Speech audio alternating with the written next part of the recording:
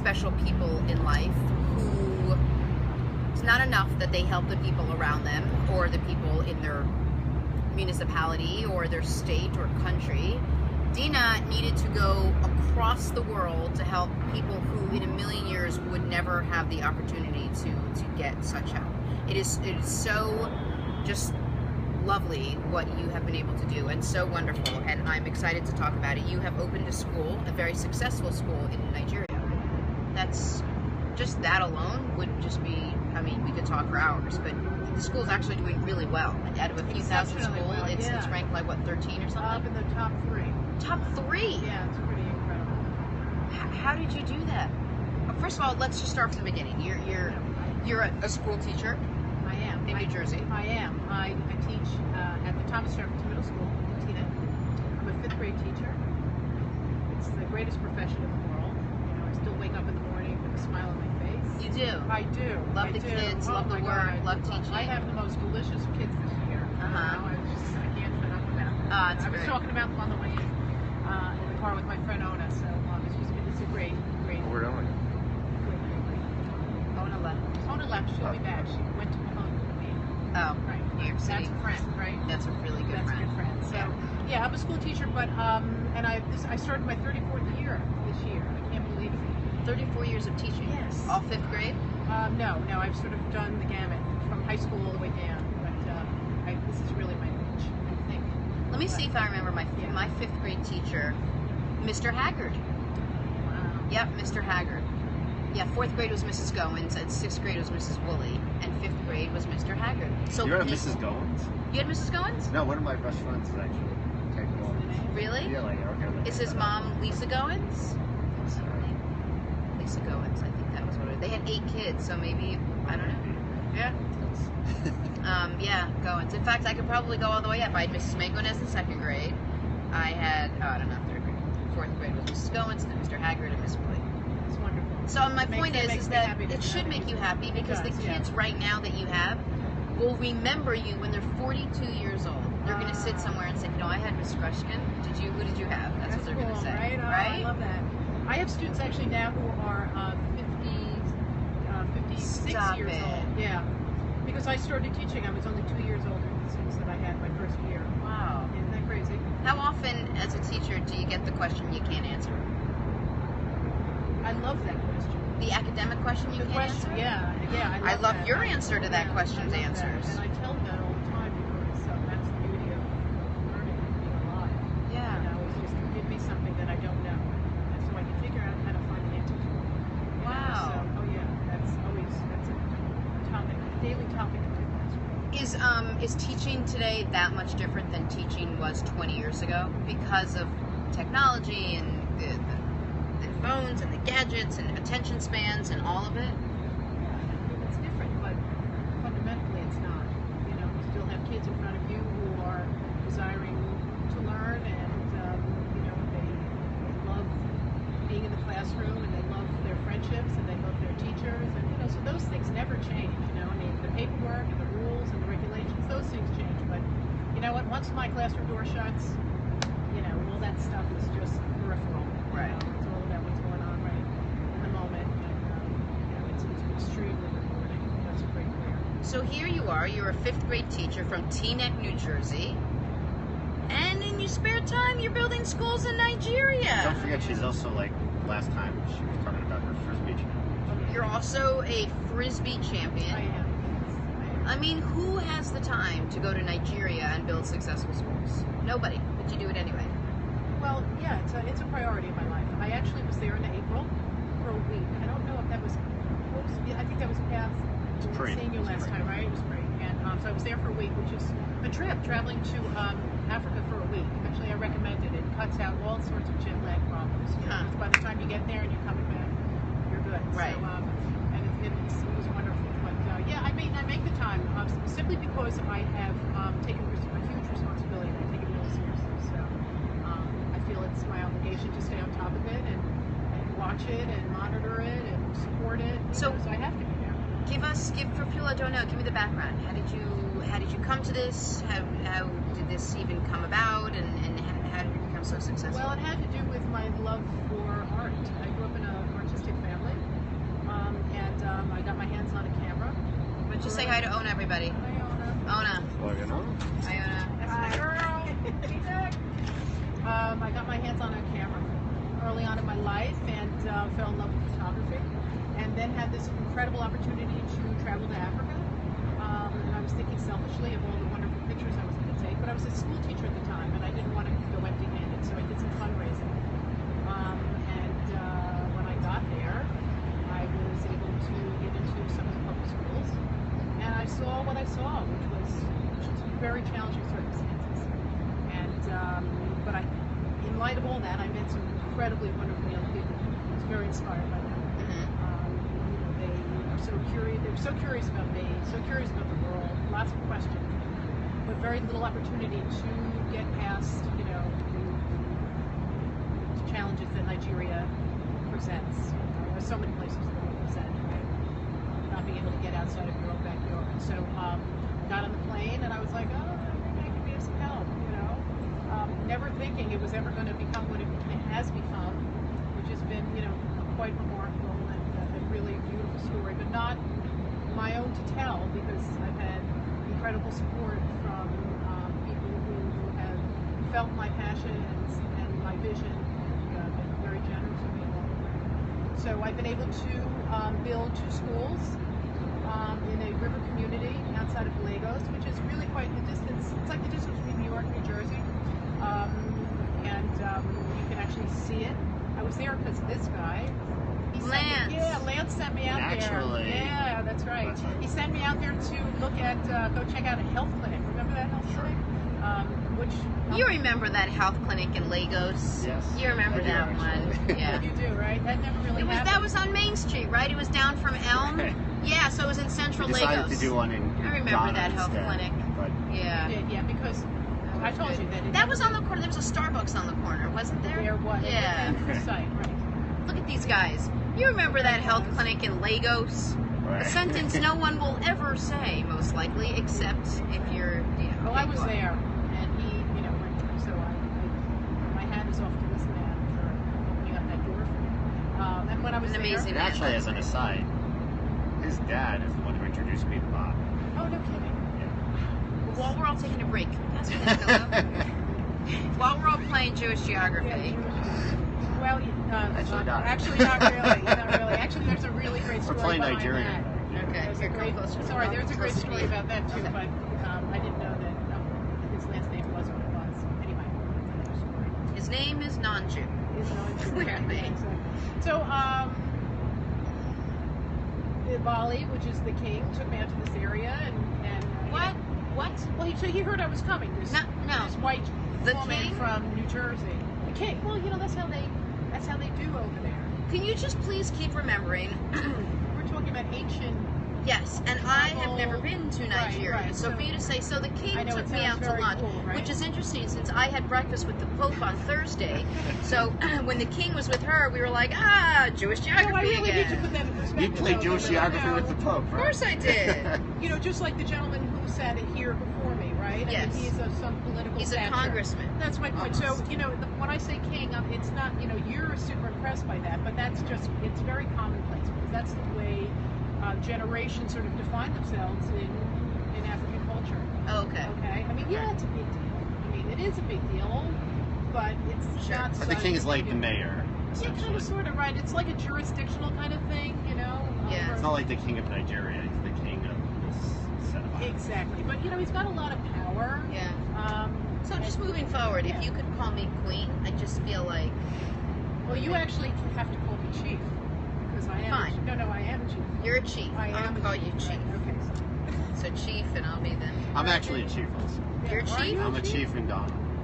You're You a chief are a in chief. I Ghana? saw that footage. I am a chief, yes. Wow. Is You this and I are similar really- to how my daughter got a stripe on her karate belt yesterday, literally just by doing this? Ha! Yeah, And she I got did. a belt, I did a not. stripe. I pretty much did nothing for the people of Africa. So Nice. they made me a chief.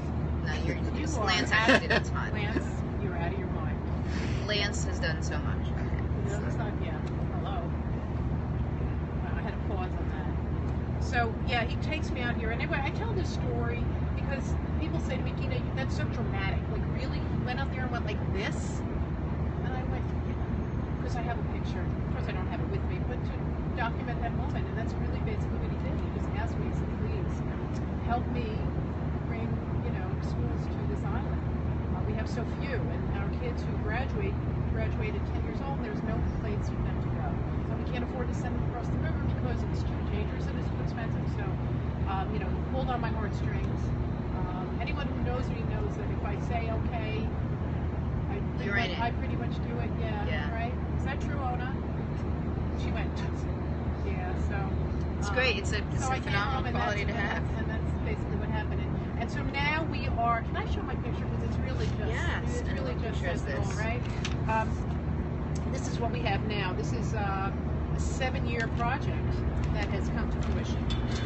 You're so proud of it, aren't you?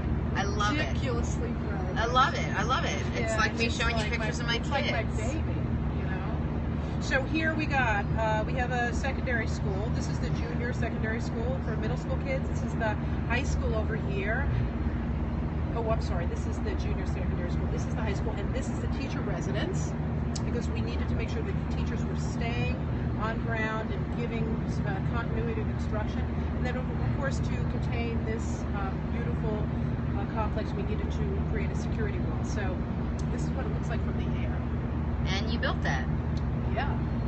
Yeah. We got 400 kids going to school here, and as you shared with your audience, they've already performed, exemplary. It's fantastic. Their state exams. That's so great. And we've got kids who are going to be graduating in 2 years' time, and I already have my graduation class, set. So I just got to send them to college. 30 kids to college. So yeah, that's what's going on. Wow, that's really, really great. Yeah, it's a big deal. And what's the other picture? Well, this is just, not just, but these are my babies as well. These are kids who, and I'm going to call them kids because they're forever your children. We're just having that conversation. Right. I met these young people my first year in Nigeria at a high school that I had visited and since have been supporting. So they've all received college educations from the project. You look great. And you look happy. I'm really happy, yeah. You should be proud. That's really lovely. Yeah, so that's I don't want this to get... we're good. No, I don't want it to fly away. We're fine. So that's what's going on in Nigeria right now. In terms of where are we going with this project, the government has taken a long time to get on board. It was turned over to them because I am not a private school owner, and I'll come in and help you build infrastructure, but I don't want to be responsible for it because quite ultimately, it's not really my responsibility to do to begin with, right? That's a whole, nother commentary. So do people own the schools in Nigeria? It's a public school. I mean, there are private schools in Nigeria, but this is a public school. Right? Exactly. So the government has taken it over, but it took them quite some time to take responsibility, which I'm talking about financial responsibility. But the beautiful part of the story is that in the 2 years that it took, the parents understood the value of what they had, and they did not want to compromise losing it. So they created a parent-teacher organization, and they've been paying teachers to teach their kids. Wow. Until the government stepped in. So we still do have some teachers who are being paid by the community as well. We have a very strong parent-teacher community. Is there a second project? Are you just afraid to talk to humans now for fear that someone might ask you to do something? Well, I would like to talk to anybody who would like to talk to me. Okay. I am not done. I would like to step back a little bit, but that's hard because I know that sustainability is the number one, my greatest concern, right? A lot of money, a lot of time, a lot of effort, a lot of heart and soul, because we have to make sure that it continues to grow. But like any place that's a physical structure, it breaks down and needs maintenance and repair and things that need to be done. To ask the government to do those kinds of things it's a crapshoot. Right, sure. Exactly. So I'm still in it and still involved, but I still ask because this is, so the exciting thing that happened when I was done in April was that we had a lot of attention. We had a lot of media people come out. The United States ambassador from Nigeria visited. We had one organization show up, share with you about that, Lance, right? They're thinking about building a hospital there or finding funding to build a hospital there. So it's created a lot of How many attention. children and how many people live on the island? There are about 350,000 people. And there are 400 kids in the school, and it needs to grow. It's just not big enough, so we need more buildings. So that's, So out of the 350,000 people, there's about 100,000 of them are children. Easily. And so how many students are in the school? 400. 400. Yeah. So you need. Nigeria has a very alarming statistic, and that I'll share with you. They have the largest out-of-school age children in the world. Right. And so that's very disconcerting. For being such an oiled, wealthy country, right? Sure. The ninth largest exporter in the world. The kids are obviously not profiting from the economic opportunities that this country has. So it doesn't really sound like you're stepping back. It actually No, sounds like absolutely you're not. really vested. I'm completely vested, and that's why the high school have it. That's why teacher residents have it, because building a middle school means nothing unless you can bring it full circle. These kids have to graduate, they have to move on, and whatever it is that they learn from their education at this level and post high school, they come back and hopefully support the community that they're from. Is it now the government's responsibility to build additional infrastructure? I believe so, absolutely. I believe it's a government's responsibility to take care of their kids. And I speak for Nigeria, and I speak for anywhere in the world. We are all responsible for each other. So, New York to Lagos, that's quite a trip. Yeah, it's a long day. I would say. Yeah, it's a long day. It's a stop over in Europe and then fly into Lagos. So it's about a 14-hour thing. You're not going for the weekend, let's put it that way. No, but I did go for that week, and that was kind of cool. You should just go for the week. Yeah, it was kind of cool. Did you match up with Lance? Is this under the malaria umbrella? Yes, that's exactly right. You might as well just tell me how you met Lance. Lance and I are from Teaneck, New Jersey. I used to live there. Right, I didn't know that. Used to live, I used right? to live. Our daughters played softball. Yeah. Ah. Right, exactly. So there's a town that is strong, athletically. Lots of great athletic programs. T-neck. T. And Neck. so that's how we met, and T-neck. I'm not really sure. And I was actually one of there was a woman who knew you and lived in England who introduced us. Yeah, We that's introduced us when I was doing the malaria stuff, and but I really came to understand it's like we were trying to keep all those children alive, in terms of the malaria fight, order of magnitude, the number of malaria deaths have gone from 1 million per year for children under the age of 5 a decade ago to less than 300,000. So there's a lot more children who are alive, and the issue became was like we didn't have a lot of people who were actually going to Africa that I could trust or that I knew, and this was just like it was a godsend to get Dina involved. Godsend, Dina. Yeah, no, she's a holy person. She just tremendous work. So getting the school going. Now there are this is a problem. First of all, there are a bunch of problems around Africa on this side. So is the school, or first of all, are there other locations in Nigeria that you're working like or where you just sort of now concentrating? Well, I've visited lots of places, but I don't like to spread myself thin because I want to create something that's meaningful and sustainable, right? So, but I've seen a lot, and of course, like I have 1,000 things in my head about what I'd love to do, and it becomes very overwhelming. Sure. At times when I'm there. So you need volunteers, you need money. I need money. Yeah, I need money. I mean, Do you need volunteers to help you with raising money? Yeah. Should I step back? I'm sorry. No, that's fine. I feel like you guys are having a private conversation. No, I need lots of things. Give her your number. I need lots of things. I mean, I need money primarily. I have incredible support system in Nigeria. People that I trust tremendously that deliver so quickly, so efficiently, so effectively. It will blow your mind. The stories that you hear. Otherwise, I can't relate to those. I make a phone call, and as I did last week, this wonderful young man from Teaneck, New Jersey, had a bar mitzvah, and he called a Mitzvah Project, where he raised money and asked me, and he knows me, his mother knows me, what he could do, and I suggested a program in my school. Why don't you buy tools for the workshop, the boys' machine workshop in the school? And so he gave me a check last week. I wired it to Nigeria, and I got photographs this morning. My guy delivered the tools, and the kids are like out of their mind with the happiness, you know. That's so great.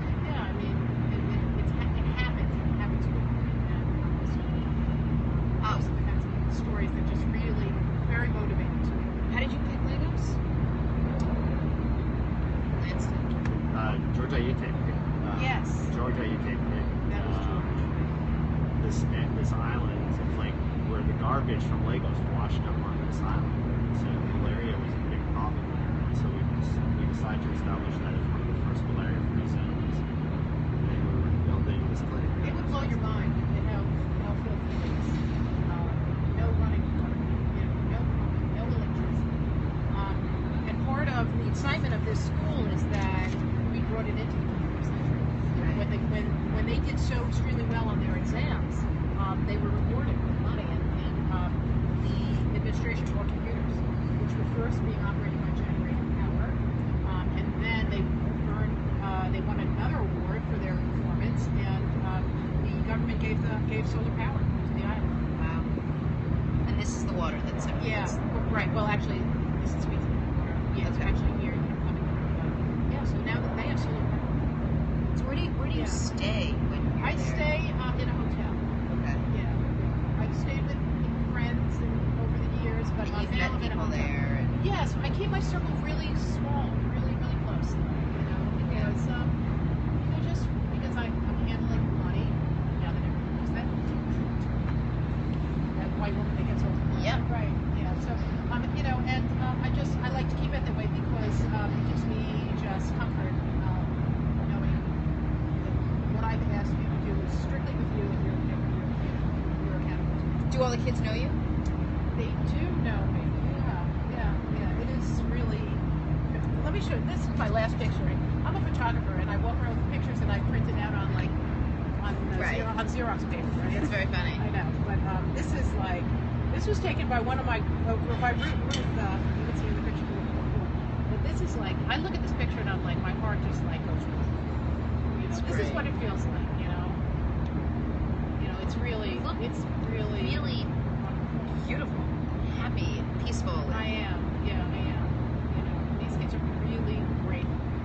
I got several of them asking, can they come home with me? I get a lot of that. Right. I understand that. And what do they speak there? Well, here, actually, they speak tribal languages, but they're learning in English. Oh, they are. The school's in yeah, English. Yeah. Nigeria, since 2004, has changed tremendously. We're talking about the changes in healthcare, how there's gross improvement. I know that's Sure. and there is. And even Lagos just has cleaned up tremendously from a business standpoint. And traffic seems to be moving a little bit smoother than it did in 2004. So I see the evolution, which is really wonderful. Yeah. So I mean, how is it different interacting there than it is here? I mean, I would imagine that some of the kids are these. Well, how does it? I'll tell you. I'll give you a perfect scenario. I go to the supermarket and I come home with a whole bunch of bags in my car, right? I pull into my driveway, and I know my son is watching closely. Hello, son. My son Jack. I come She's into still the- playing football. No, he's graduated from the University of Pittsburgh, and he's doing remarkable things. I'm very proud. Nice. I come into the house, and he's lying on the couch, watching football or reading or doing something, and I'm carrying a bag or two, but there are like 10 more in the car, and I sort of, bring them into the room, into the kitchen, and he'll say, "Oh, do you need help?"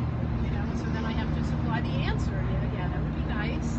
He doesn't begrudgingly get up, and he gets up, and then He asked. he That's asks. Great. That's a big deal, There's right? a lot of kids that would not Right. ask. Now, in Nigeria, I was driving down the road. Every single kid that I've ever made contact with would come out from every single corner and greet me at the side of the road. And I wouldn't even have a second to get out of the car. They would grab my bag, my purse. They would open up the back of the car. They would take every bag out. So, I mean, it's. So I will just tell you that will never happen in the United States. Never happen. If you have all the neighborhood kids bum rush the car, grab your bag and all the bags and everything you need to bring inside and run inside it, you're dreaming. That's not gonna happen. Yeah, I know it, and that's okay because I don't mind carrying bags and I get a little. No, but I love that Jack even said, "Hey, can I help you?" My brother, Right. I don't even think my mom could trip and everything could fall out. My brother would be like, "I missed. Now I have to rewind it. I missed what happened. You were in front of the TV when you tripped on the bags that have the food that I'm gonna eat later." Like that, Yeah, it's incredible. But you know what? They're very, the gratitude is over the top. Yeah. And, I have my scholarship kids who are just bestow endless, like copious amounts of just love and adoration for me, and it feels really great. But you know what? But they're also working their asses off when, in doing well. Some are struggling more than others, but they're really working hard, and they're doing it for themselves, but they're also doing it for me because they know the gift that they've been given. Right. They take it really seriously. What do you think it is about that school that they're so successful? How are they any different than anyone else? I mean, I don't know. is it the It's a great students? Is it the question. teachers? Is it the I think it's infrastructure? just this snowball effect of people just they can't believe it happened. This was like people show up on this island. Nigerians, first of all, Nigerians who live across the water don't even know it exists. Okay, and those who come never come once and they never come back. So the mere fact that somebody showed up and delivered on their word was such a big deal. So that was really the catalyst. Right. You know what I'm saying? Right. So things started to happen and things started to get built and people felt, just felt the energy of that and they just fell into it, So, when I think about my work, I always consider myself to be a catalyst because I am not responsible for everything that's happened here. Everyone has become involved and given so much of themselves, their heart, their soul, their time to make it a success. The teachers, the administrators, my crew who has been so incredibly helpful. Andrew Duya, who is just my brother forever. So it's hard. For lack of a better word, because what you put out, another 10, it comes back. Do you have another trip planned? Yeah, I mean, I'm certainly going to go back. Hope, maybe in April again for a week, because I was like, oh, that really worked well.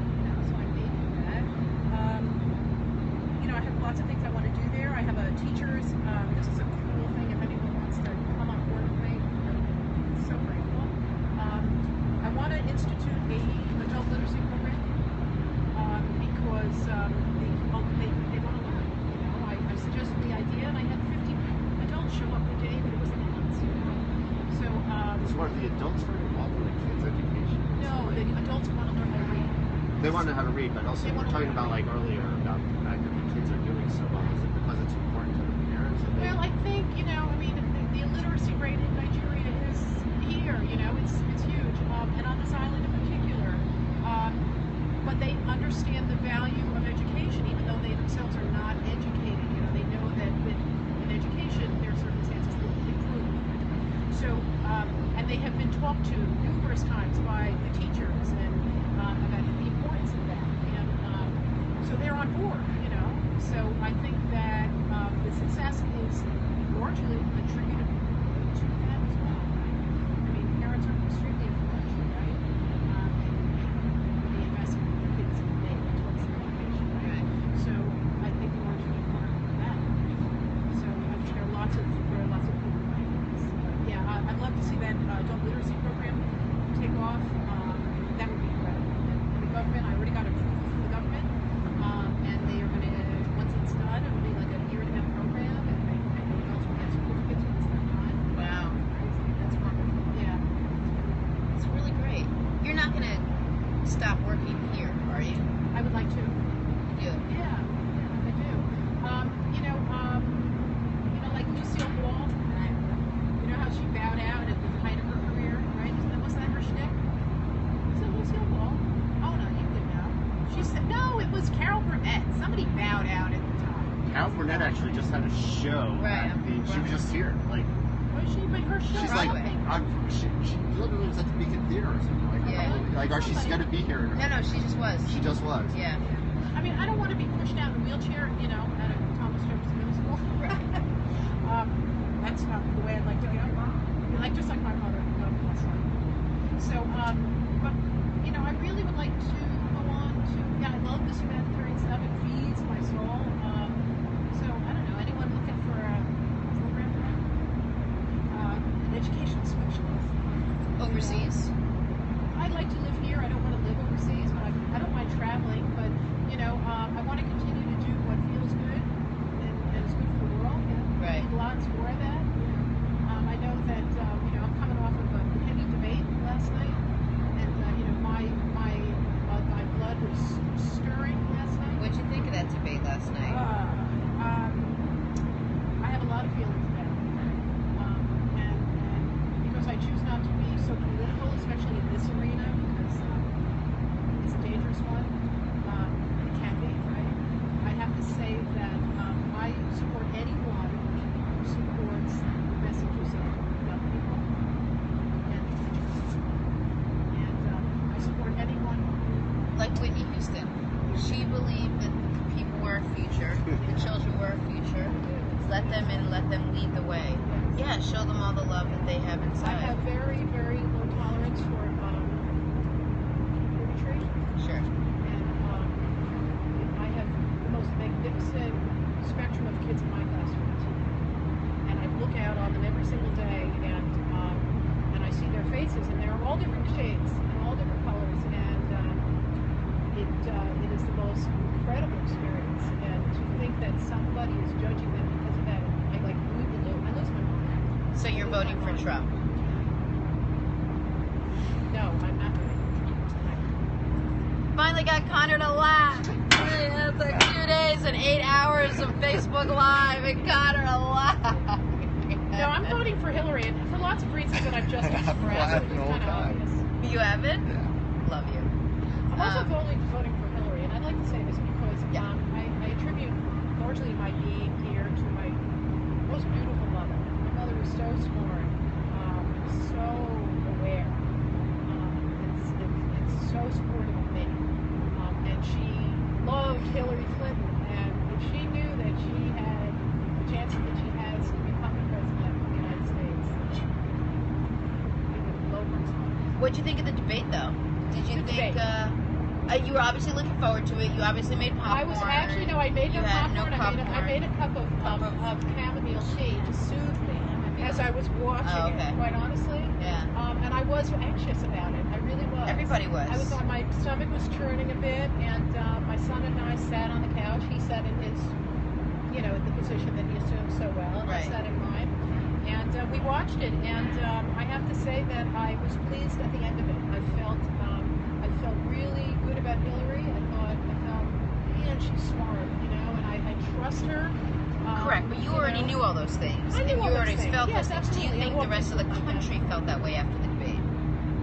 Or, Sadly, no, that's the problem. Because I think largely that people who support Trump are sticking to there. is there Sticking to it. anything he could have said or done last night that would have swayed his supporters the other way? I don't think so. I know. That's what I don't.